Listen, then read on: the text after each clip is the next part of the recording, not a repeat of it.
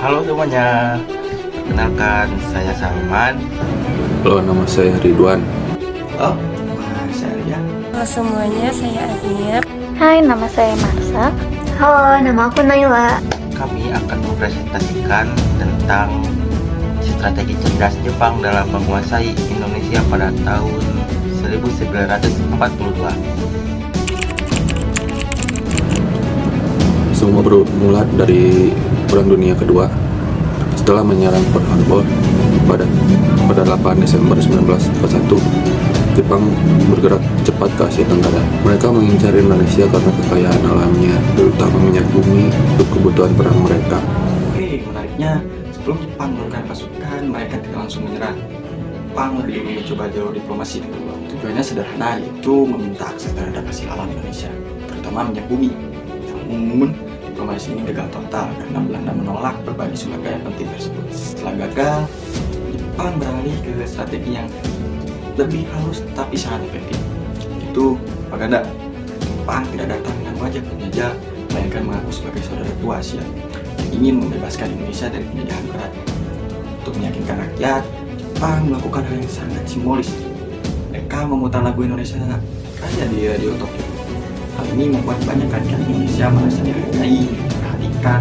Propaganda inilah yang membuat kedatangan Jepang awalnya disebut baik, sehingga jalan mereka untuk menguasai Indonesia menjadi jauh lebih mudah. Saya akan menjelaskan tentang jatuhnya wilayah strategi Tarakan hingga Pulau Jawa. Invasi militer Berat. Serangan militer dimulai dengan merebut pusat minyak seperti Tarakan, Balikpapan, dan Palembang. Pada 1 Maret 1942, pasukan Jenderal Imamura mendarat di 3 pulau titik Jawa, yaitu Banten, Eratan, dan Karagan. Meskipun Belanda dibantu Sekutu Abdakol, kekuatan 120.000 tentara Jepang tak terbendung. Kota-kota besar seperti Jakarta jatuh tanpa perlawanan berarti. Setelah rangkaian serangan militer yang cepat, Jepang akhirnya mencapai titik penentuan, yaitu kapitulasi Kalijati, yang puncaknya terjadi pada 8 Maret tahun 1942. Di Kalijati, Subang, Gubernur Jenderal Belanda dan Jenderal Terpoorten menyerah tanpa syarat kepada Jenderal Imamura. Momen ini menandai berakhirnya 350 tahun penjajahan Belanda dan dimulainya era baru pendudukan militer Jepang di Indonesia.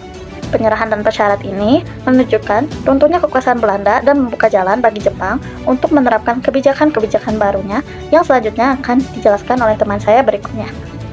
Nah, setelah Jepang menguasai Indonesia nih ya seluruhnya, Jepang mulai mengubah segalanya yang ada di Indonesia. Misalnya nih, mulai dari waktu. Waktunya itu harus sama yang ada di Jepang. Di Jepang itu jam 7, sedangkan di Indonesia jam 8, ya harus jam 7 gitu. Terus mulai dari tahun nih, mungkin karena kalender Jepang atau gimana, harus menyesuaikan benar-benar yang dari Jepangnya. Tapi, dengan semua kebijakan yang baru ini, Indonesia itu ada sisi positifnya. Apa itu? Ya, itu bahasa Indonesia berkembang pesat. Jadi kayak itu tuh sebagai bahasa resmi semua penduduk Indonesia untuk bercakap-cakap asalkan gak pakai bahasa Belanda. Meskipun awalnya mereka gembira nih, terus mereka tuh nyadarnya tuh Jepang itu cuma fokus itu ya ke kemenangan mereka dalam perang aja. Malah itu tuh yang ngebuat mereka jadi lagi sistem kerja paksa.